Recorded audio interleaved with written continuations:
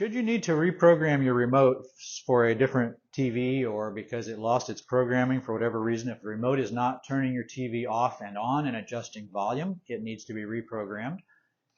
All the other functions of the remote are built into the remote, but the controlling of your TV is something that has to be programmed. So to do that, we would use the back button to get to the Epic home screen, which is the screen that says guide and has the gear icon for settings. We would select the gear icon and press OK.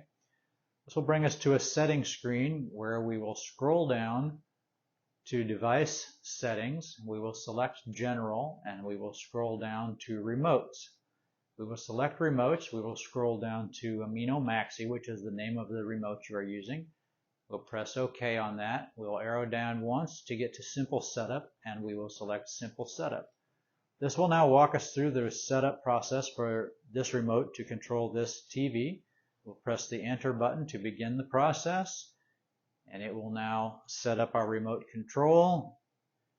And if the TV is not a brand that is supported, it will tell you to do brand selection. So we would arrow over here to V for Vizio, and we would press OK, and we would hold the mute button, and we will let it go when the TV mutes, which it just did.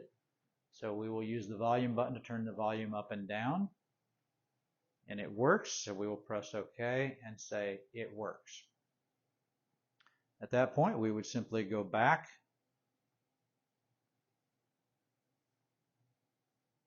several times to our home screen. We would select the guide, and we're back watching television, except that now our volume adjusts the volume on the TV, and our power button will turn the TV off.